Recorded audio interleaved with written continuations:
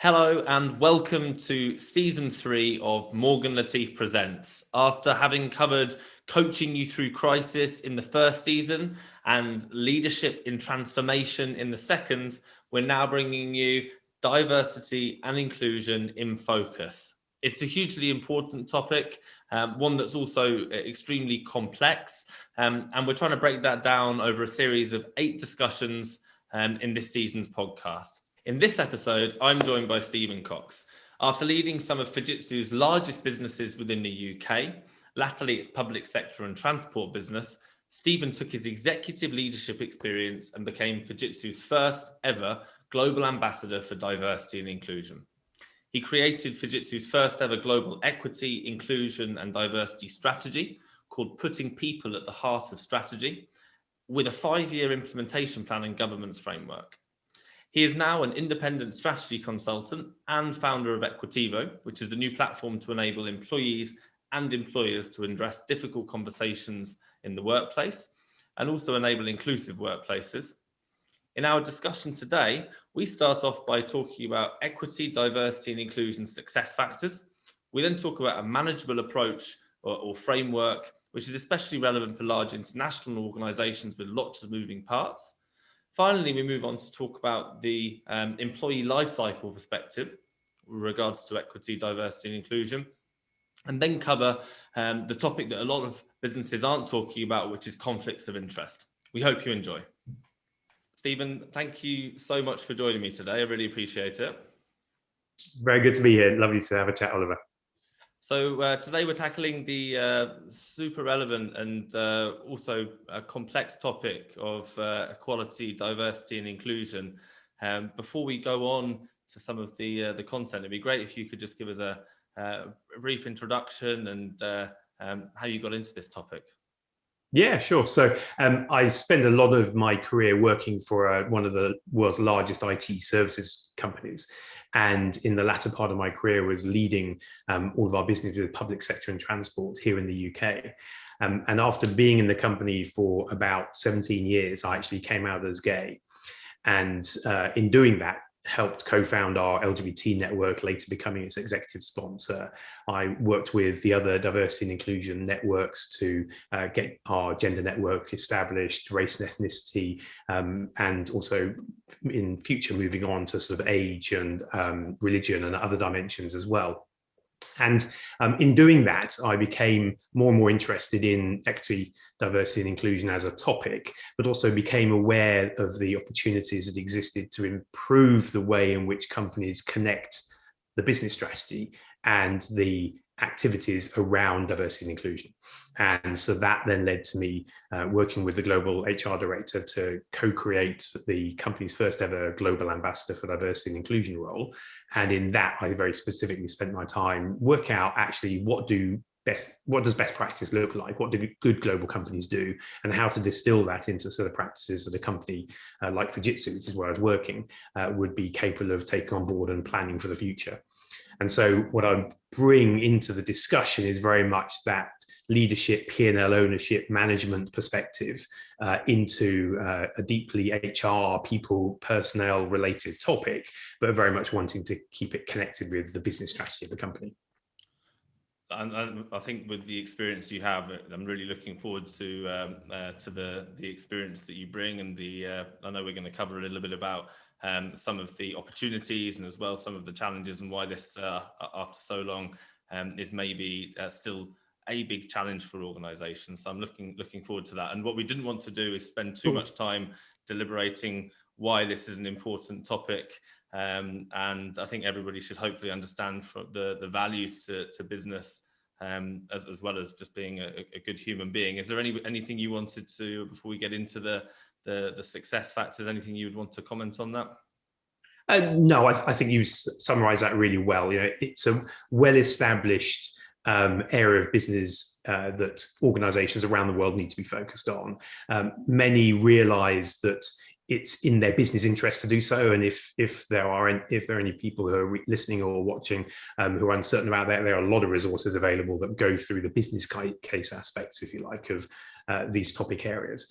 And it's becoming increasingly, as is very obvious, a societal expectation as well. So our customers expect it, employees expect it, suppliers, governments, supranational governments, organizations, and so on are expecting companies to work in these areas. So actually, I think we could spend a lot of time talking about the business case elements, but it then takes away time talking about, well, actually, what do we have to do about these things?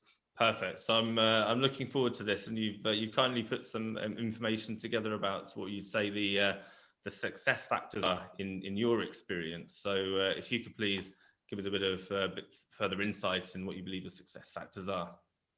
Yeah, sure. So this came from the work where I spoke to probably about 100 different companies in different parts of the world that were doing work on equity and diversity and inclusion to sort of find out what worked well, what didn't work well, what did they do that they were glad they did or wish they hadn't, what didn't they do they wish they had, and to try and distill out of all of those a consolidated set of what good looks like. And these are the 8 success factors that I put here. And I put them forward really to share as a way for people to sort of think about what work they're doing within their business and how they can improve moving forward on these topics. So just to pick out a couple, it's super important to have senior sponsorship right from the very top of the organization, because as with all business change activity, when you're looking at what changes need to be brought in, making sure you're managing the culture carefully and so on, you need the people at the top of the company to understand what you're doing and why you're doing it. And then to break down into making sure that you have a strategy in place that connects what you're doing as a business, what you're doing as an organization. And when I say business, I'm sort of loosely talking about groups of people working together on topics that could be in the third sector, it could be government as well. And to make sure then that you bring in the context throughout every single piece of work that you're doing and that you're covering all of the aspects. And so the success factors include things like external engagement and internal communications. They include making sure you've got a plan and you have some targets and objectives set aside around them, very much as you would for any, if you like, normal business change activity. And what became apparent is many companies, organizations have sort of small project work going on, or they have enthusiasts in particular topic areas working on diversity and inclusion, or maybe a few pieces of information on their public website, but it's not actually tied together. It's not forming a whole. And there are great opportunities being missed, I think, to bring about positive change for all employees around the world. No, I can appreciate that, and I think often the diversity and inclusion topic is seems to be solved when you bring in a D&I officer, or you have it as a very much an HR topic. And I've seen so many examples of when companies also feel that they've really solved that problem, or that they're really making a change, when actually there's so much more that could be done to have an actual impact and change in the culture ultimately. Yes, absolutely. Yeah. So are there any of the success factors that you think should be a priority, or where to start? Because a lot of businesses are still, like you said, they're struggling. They may not know where to focus on. Are there any things that you would say out of those success factors that are the most important ones? So I think I'd start off with senior sponsorship and having a strategy. So I bring to this that sort of business leadership perspective, and I understand how difficult it can be sometimes to bring about change in organizations, and how important it is that the change is embedded in the language of the business, it's connected with what the organization is doing, what the purpose of the business is, and that there's some consistency behind it. And I do believe that senior sponsorship and those at the very top of the company are the ones that really can embody this. But importantly, to make sure that it cascades throughout the whole of the business. And quite often what happens is you have squeeze points developing around the company. And quite often the squeeze points occur in the sort of middle management layers. So it's sort of almost easy in some senses for the senior execs to set out some very lofty, laudable objectives. And it's very understandable for employees around the business to be expecting those to be met. And it often falls to the middle management to sort of grapple with potentially the conflict or the perception of conflict between different agendas needing to be addressed. Because they have senior management not only expecting to deliver the business outcomes, but also these people change outcomes. and trying to find the optimum way of doing that, it can be quite difficult. So having senior sponsorship allows those discussions to happen within the business, and allows the prioritization calls, and allows the context setting to come to the fore. So it very much is the senior sponsorship, and then having a strategy and a plan and an approach with measures around them that I would really sort of focus on. Okay, and actually you have a framework that would, especially for larger international global organizations with let's say a complex footprint, that like you said, if you have the senior sponsorship and it's tied in with corporate strategy. So it'd be great if you could tell us a little bit about the framework that you have as well. Yeah, sure. So the framework is really it's a combination of things. It's sort of almost multi-dimensional, and it's intended to bring together into one place all of the different aspects of thinking that one can do around this topic. So on one hand, one could view it as being an activity set or a checklist of activities. On the other hand, it's about what the governance framework might look like. On the other hand, it's about how we engage people in the process. And what we're looking to do is, through a number of layers of engagement, work from the strategy in the business, through a set of objectives for diversity and inclusion, through enablers that can be put into place on a global basis, looking at some of the global benchmarks and outcomes that people are looking for. So that could be around social outcomes, it could be around achieving benchmark outcomes, and so on. And then working out what is it that we want to put in place across the whole of the business as an enablement program. So I think it's really important that on one hand, the work is being activated and we're engaging everybody in the business. It has to have that organizational context, and some things have to be led from the center and some are better led more locally. And so what we do then is we have a bit of a handover between what's being done corporately to put in place capabilities and support, outline what I call charters for simplicity, about what is it that we want our inclusive culture to look like? What is it that we're looking to achieve for our race and ethnicity programs, or for our gender programs, or LGBT, and so on? And then at that point, we hand over into more local actions. So if you're a multinational, that could be down to regions or countries. Even if you're not multinational, it might just be business divisions or larger teams. To then set the context to empower and enable people across the organization to run their own projects and programs. And while it may seem as though that's a sort of top-down approach, the reality is what we're looking to do is to sort of bring in lots of different stakeholders and engagements, because some companies have HR teams that are distinct from internal communications, or distinct from the corporate social responsibility team, or distinct from the line management activities, or what's going on in supply chain management, and so on. You know, organizations by their very nature are quite complicated. And so what the framework is trying to do is to bring that together, less top-down or bottom up, more bring things into context. So from the bottom up perspective, we're then able to make sure that all of the enthusiasm and energy and identifying the change and giving people a voice within the business so that they can have these conversations. If we, figuratively speaking, were to sort of pull the little string of activity that's going on within a part of the business, then all the way up through the organization and the framework, bells would be tinkling until we could see something ringing in the corporate strategy, because the intention of all of this is to make our companies better, make them more effective, efficient, more profitable, more innovative, and better places to be and better places to work. And that's what the framework seeks to do. And how does that work in real life? Because I hear so many stories of companies where they, like you said, there's a lot of energy and enthusiasm for certain, let's say, unrepresented minorities, and they create these groups, which I think is a great thing. And sometimes there's also then I see there's a miscommunication where they can be quite siloed in themselves. And I think that with the right attitude and ambitions, but sometimes there is, like you said, that disconnect between the corporate strategy or the organizational culture and then these quite siloed groups. How have you got any thoughts about how that could be improved? Yes, so a lot of this is about communication, isn't it? You know, we're talking about how people and individuals work with each other and communicate and engage, and empowering and enabling everybody in the business to talk about themselves if they need to, and about what's going on. And I like to talk about it as being the intersection between being a human being and being an employee. And in some companies, the overlap in Venn diagram terms is really quite small. And what we're increasingly seeing actually is that companies benefit from knowing more about their employees and making sure that their team members can talk about difficult topics, can raise issues that may be going on elsewhere in their life that may be affecting them at work. And at the same time, employees are expecting that to be the case. They're looking for workplaces that allow them to sort of bring themselves to work in that way. And so one of the ways I look at this is to sort of implore, if you like, all employees in the business to think about the context in maybe 3 slightly different ways.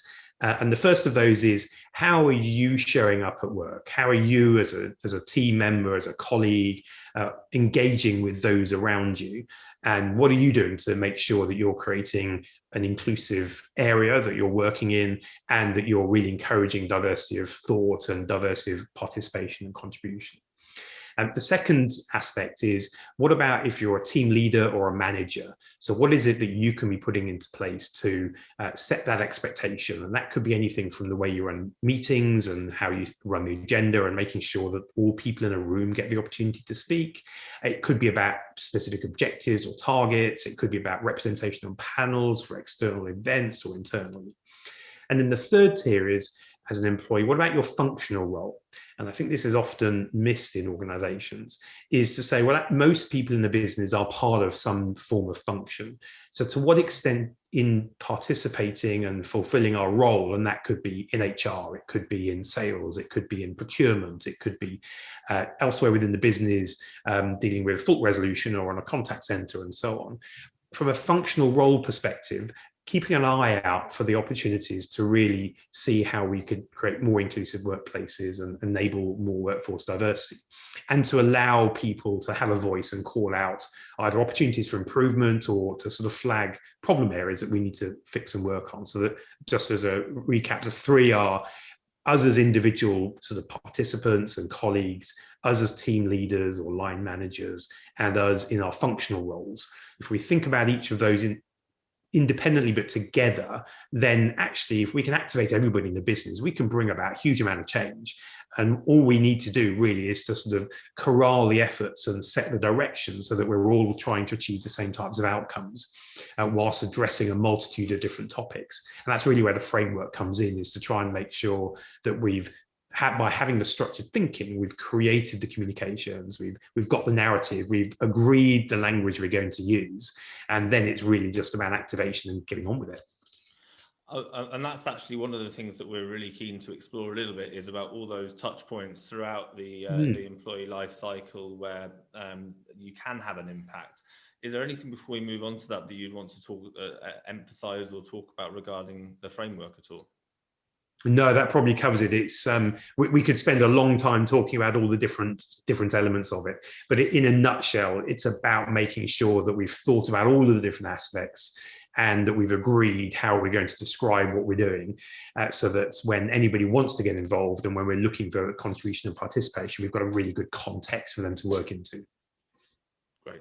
Okay, let's move on to the employee life cycle then, because I think it's really worth illustrating the large number of touch points where you can actually have an impact. And I think companies and individuals probably don't always think about this. So could you talk to us a little bit about this we've got here? Yeah, sure. So you can tell I like sort of structures and diagrams and frameworks, because I find it helpful to sort of break things down into sort of logical components and to sort of think about each of them independently. And so what we have here is a variation on an adaptation of a fairly standard employee life cycle, but with the question in each of the segments about what are we doing here that's specifically about equity, diversity, and inclusion.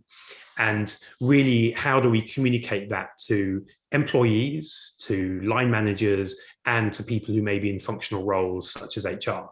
So at the heart of all of this, as per the framework, is the strategy. And so we're looking here to say, well, what's the people strategy of the business? And that could be associated with new markets we're moving into, and therefore do we need new skills? Are we looking to recruit in different geographies? Are we looking to potentially, unfortunately, downsize in some areas and grow in others? How are we managing the people assets of the business? And of course, that then sets the context for all of our people management programs and activities. And then if we start off by looking at attracting, it's making sure from an equity, diversity and inclusion perspective that we are finding every way we can to attract a diverse group of candidates to want to come to our company. And that impacts in so many different areas. A little example, many prospective employees will do a bit of background research on their potential future employer. And so they'll hit Google, they'll go to the corporate website. When you go to the corporate website, does it look diverse? Does it have language that is inclusive? Is the imagery of diverse people? Does the way in which the site is structured provide for people who may have disabilities or need adjustments associated with it? All of those aspects are about how do we attract a diverse group of individuals, because it's very easy actually to unfortunately exclude people from even thinking about working for your company, let alone going through the process of actually applying. And then we move around to the recruitment process. So again, are the systems in place inclusive? Do we offer different ways for people to participate in interview processes, for example? Can it be done by video? Could it be done by telephone? To what extent are we using platforms that allow people more time if they need more time because they have cognitive diversity that we want to introduce into the business? And also making sure that the process itself demonstrates how inclusive we are and everybody feels sort of empowered to bring their best to you as an employer. And again, that then falls down to people who may be running your externally facing IT systems, or it could be your outsourcing providers of your talent acquisitions systems and your talent management programs. And then into onboarding. And again, what are we doing to equip all those people who are joining our business to let them know where they can reach out for support and guidance, where the employee resource groups may be, how do they go about calling out challenges or concerns? Do we have an anonymous reporting line? Where can people go for anonymous engagement with HR if that's what they want to do to get some advice and guidance? And then we're into the sort of more transactional aspects of HR and line management. So from a learning and development point of view, not only do we need to consider, do we need specific equity, diversity and inclusion training modules, but to what extent should our existing training be adapted and changed? And that could be to make sure that the case studies we're using in sales management, for example, training, is it inclusive?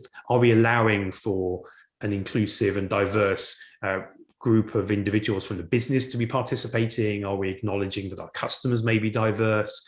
Are we putting forward training modules that therefore bring that to life in the context of people's individual roles? And of course, again, looking at it from a systems perspective and technology, are we making sure that it's accessible technology and that everybody in the business has the way to engage and interact?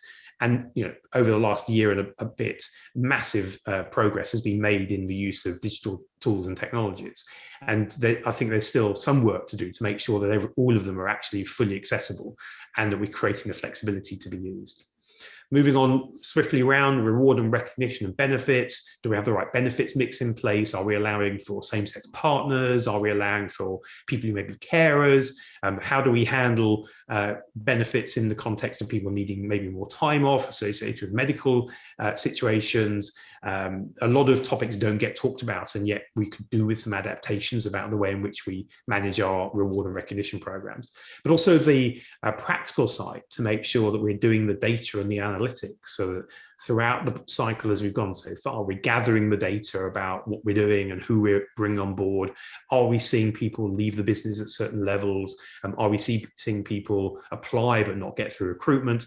And we can start in reward and recognition to make sure that we're creating a proper framework associated with pay and benefits that is genuinely equitable for all different people who may be working in your company. And so there's a first opportunity for us to sort of flag where some of our internal systems around reward and recognition may not be driving the right outcomes. So let's get that data and start to manage it. And then that leads into progression and performance. Are we putting the right people forward for talent programs? Is it a diverse group of people? If not, why not?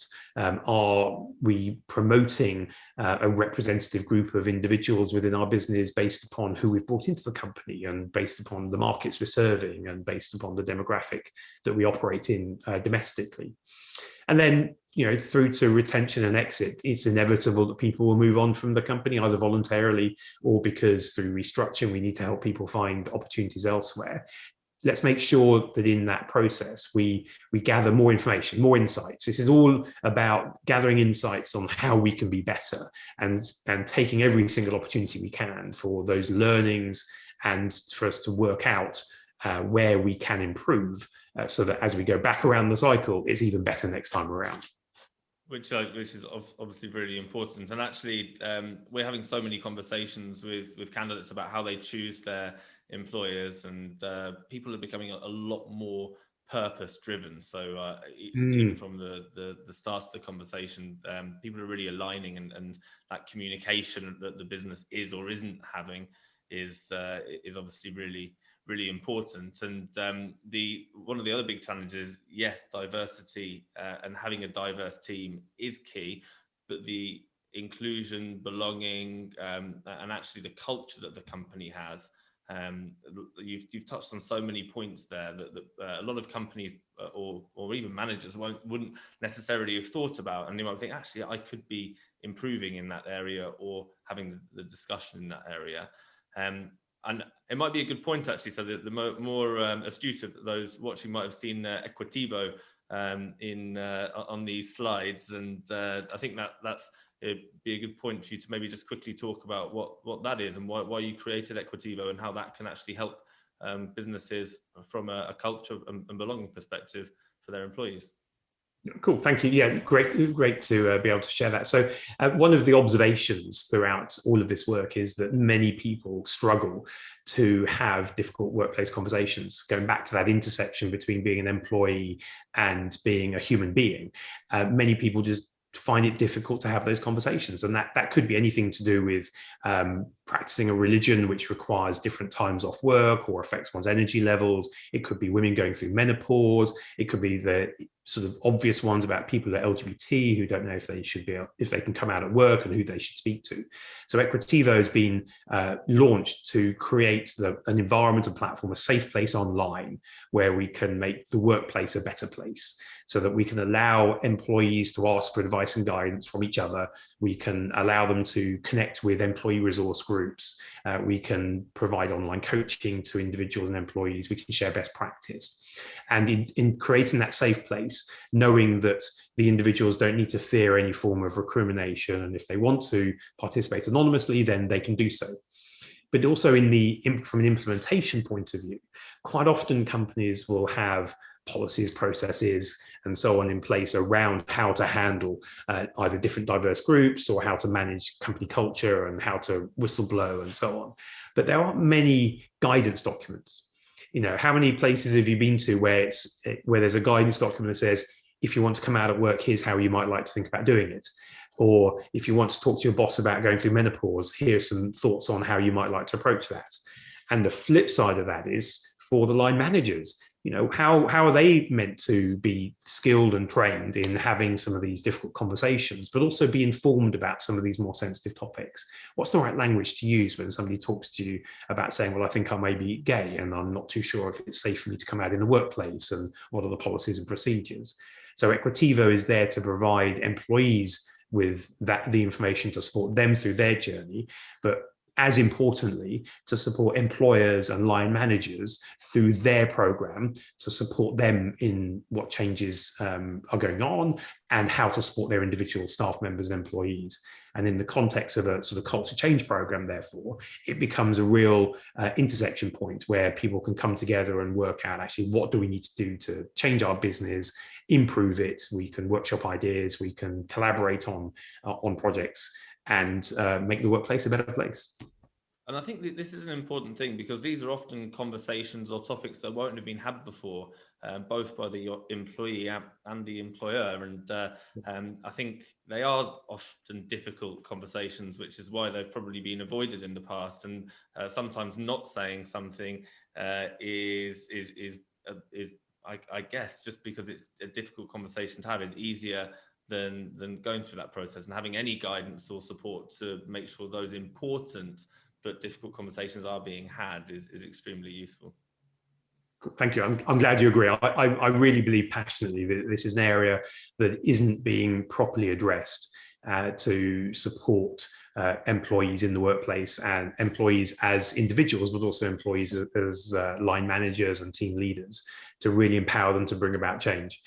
So yeah, I'm very happy to talk quite a long time about Equitivo and the purpose behind it. Really, it's a purpose-driven concept and a purpose-driven business.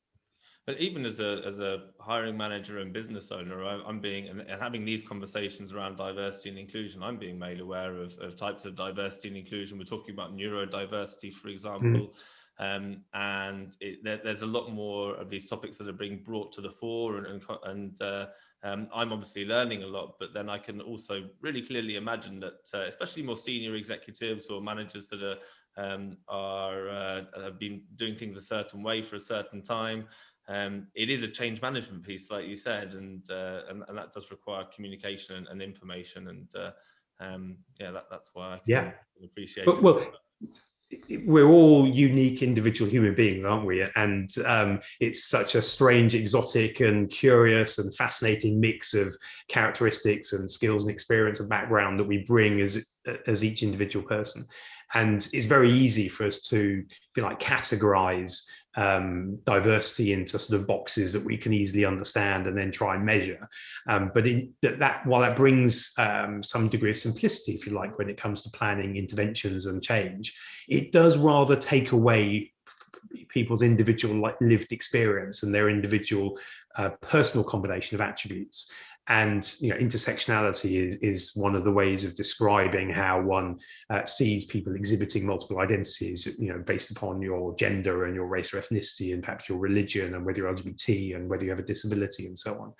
And I think through time, we're going to see much more focus on individuals as human beings and what makes them special, and allowing them to express themselves and their identity in a way that is good for them and makes them feel comfortable. Because what we're trying to do is get the most out of people. In the nicest possible way as employers, we want people to be sort of energized, motivated, focused on their work, bringing their best every single day, and ideally enthusing with customers, with potential suppliers, ideally bring on new employees to come and work for our business. So what is it that we can do to create that buzz that makes your company a truly exciting, interesting one to work for, and makes it perform better than its competitors, bringing some distinctive market advantage in the process? Absolutely. No, I completely agree. And I think we're seeing it's also a bit of a cultural change. So I think not only are people having different expectations in general about their employer, and even the younger generation, you've seen like hierarchies change in an organization where it's not as autocratic, and people feeling lucky to have a job. It's now people are a lot more selective, and I think also hiring managers are hiring people for the value they bring, and not for necessarily who they are, and I need person X. So I think we're seeing a lot of changes in the workplace, in people in general, and I think it's fascinating to see. Yes, yeah, and I think as we move into increasing amounts of gig workers as well, I think it becomes a really interesting dimension around what is one's workforce, and where are they represented, and what is company culture if you have a mix of full-time, part-time, job share, gig workers, and so on. So the whole way in which we think about company culture and how we make ourselves distinctive and create some form of unifying identity, and allow all of our employees and workers, no matter how they may be contracted and engaged, to feel part of our business, becomes more and more important. And so that's another reason to touch on Equitivo, is a way in which we can create that communications and engagement platform that sort of sits above some of the internal systems and so on that may be going on. So it's not all about being pelted with emails and web broadcasts, but actually creating that sort of personal engagement so that we each feel that we can be ourselves and bring our best to work every day. Yeah, no, I think we could probably do a whole separate podcast episode on those kind of topics as well. And I think we just got to, I would love to touch on the some of the key challenges outside of what we've just been talking about. And I know that one area that you're particularly passionate about is the conflict of interest within this area. So if you could just explain what you mean by that a little bit. Yeah, sure. So the reason I'm passionate about this is nobody's talking about it. And there's a lot of speculation around why equity, diversity, and inclusion programs aren't working. And we haven't seen progress in businesses. And that again is something that is irrefutable in most companies. If you were to look at the number of senior executives, number of representation of women and ethnic minorities in the FTSE companies and so on, it's at its worst level than it has been for several years, in fact. So it's not getting better.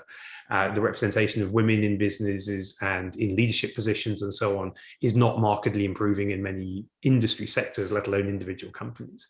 And I've been looking into why that's the case. And while we've talked a lot about the framework and structure and strategy to set the context, I think one of the major problems that we have is that the end-to-end change is riven with conflicts of interest. And no matter where you look, we are expecting people to do things that creates conflicts of interest. And then when there is a conflict of interest, a decision has to be made. So a conflict of interest, for example, could be when one is a sponsor. I was an executive sponsor for Fujitsu's LGBT network for a while, for example. And in that role, I spoke externally about the great work that Fujitsu were doing around LGBT inclusion. But there's a conflict of interest in that scenario, because whilst I am speaking about those topics, I'm also on the leadership team of the business. And so I'm speaking on behalf of the company. So there are some things that I would like to be able to say that you can't necessarily say because they're part of your functional role or your role within a business. Most companies have rules that say you can't bring a company into disrepute.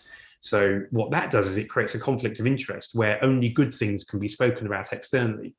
And so that creates an environment where people share the good news that's going on within their businesses, but don't necessarily share some of the bad news. So people who work in diversity and inclusion, for example, there's a lot that's shared around good work and good best practice, but there isn't much discussion around what didn't go so well. Because the conflict of interest that exists there is, if you're working in diversity and inclusion, you want to show that you've been successful. You want to be able to demonstrate that you should get the promotion or you should get the pay rise or move on to another company, because people in those jobs are in careers, they're in professions. And yet there is a conflict there because you can't be truthful and completely open and honest around what's really going on in the business and what needs to change, whilst at the same time presenting yourself as being very successful and being worthy of that promotion and those future career opportunities. So no matter where you look in an organization that's working on equity and diversity and inclusion, we have these conflicts of interest, and there isn't enough discussion about this. And the reason I'm keen to sort of shine a light on it is we can't necessarily take away those conflicts of interest, but we have to acknowledge they're there and then make sure that we're aware of those, of the implications of those when we're making decisions and when we're asking for people to contribute, that we may be creating conflicts of interest and that we ought to rationalize that and understand what does that mean and how do we mitigate the implications of some of those. Because pretty much everywhere throughout the ecosystem, if you like, of equity, diversity, and inclusion, there are conflicts that are driving against progress. And therefore, we need to unpack those and work out what to do about them. Do you think it's something that that can be changed, knowing that there are these conflicts of interest that exist? Do you think it really is? Because I'm just thinking of, let's say you're a supply chain executive and you need to improve inventory and on-time delivery and lead time. They would still get a promotion, assuming they could articulate, yes, there were difficulties that we faced. Do you think it really, is there something different regards to ED&I compared to other executives? I think there is, because they're more difficult conversations to have. So most of the other sort of professions and functional roles is quite an objective assessment as to where there may be conflicts. And I think they're different from conflicts of interest. So there may be competing activities when it comes to supply chain management and how one manages one supplier versus another, and what the quality of the product may be, and whether or not we can get shipments through at the moment, and how do we manage the flow of product through the life cycle. There are challenges and issues associated with those, but rarely do you create a genuine conflict of interest, which is that what one is wanting to do goes against one's own interests. And I think that is particularly apparent here because it's much more subjective. We're talking about people, and we're talking about people's reactions, and we're talking about individual expectations that companies have of their employees, and indeed employees have of themselves. And the reason I think we need to talk about it is that by talking about it, we can actually acknowledge that those conflicts exist and then see what we can do about them. And some of them we can manage around because we can maybe put some metrics in place that give equal importance to, for example, in supply chain management, give equal importance to making sure that we are putting expectations on our suppliers around diversity and inclusion, and that we're making sure that we're abiding by all the rules and regulations that may exist, and that we want our suppliers to be good employers of diverse people. And if we start to increase the importance of those factors in a very overt, measured sense, then we take away from the personally held and owned conflict that might lead us to make a decision that's in our own interests, but isn't necessarily in the interests of progressing inclusion and diversity. We're seeing an interesting flow along the supply chain of expectations, especially corporates have on their supply base. And it's a really interesting topic that can also be included in that decision-making process. And it's not just about what's the price, how quick can you get it to me? It's a much more complex discussion when evaluating potential suppliers. And we're also seeing that in our more corporate customers when we're doing preferred supplier agreements, that it's luckily for us, it's an important a topic that we're very purpose driven ourselves, and environment, sustainability, governance, and diversity, inclusion, they're all super important topics, but we're getting asked much more about those in our RFIs. It's very interesting. Yeah, no, and I think it's great that it's happening. I'm sure it presents its challenges, but companies have the opportunity to really make a difference, and we should be looking for all of those opportunities that are available to us. And it goes back to that point about the functional roles. What are we doing in our functional roles that could create a better workplace? And I would argue that a company saying that they are very inclusive and diverse, but that aren't making sure that their supply chain is sort of also embodying those ideals, is taking a deliberately restricted view on that approach and that type of progress, and that probably won't reflect on them well through time. So it's a good opportunity for organizations to be seen to do the right thing and to actually bring about good change. Absolutely, yeah. It's the actual good change as well that's the important thing. Where can we go from here then? So if our listeners, viewers want to learn a little bit more about Equitivo, about yourself, are they okay to reach out? Yeah, sure. So I and Equitivo are, as you would expect, fully represented online. The Equitivo website is dead easy to find at equitivo.com. And then I have a blog site, stevenajcox.com. And I have obviously Twitter, Steven AJ Cox, and also available on LinkedIn. So I'll be super happy to sort of connect with anybody who wants to follow on the conversation, learn a bit more, see if there's opportunities to deploy and work on Equitivo, or indeed just sort of thought processing, and I also do some freelance consulting if individuals wanted to go down that route as well for any of their organizations. It's been a great chat. Thank you. Yeah, no, I've thoroughly enjoyed all of our discussions, and I've also learned an awful lot from speaking with you, and thank you so much for your time today, Stephen. I really appreciate it. It's great to speak. Thanks very much, Oliver.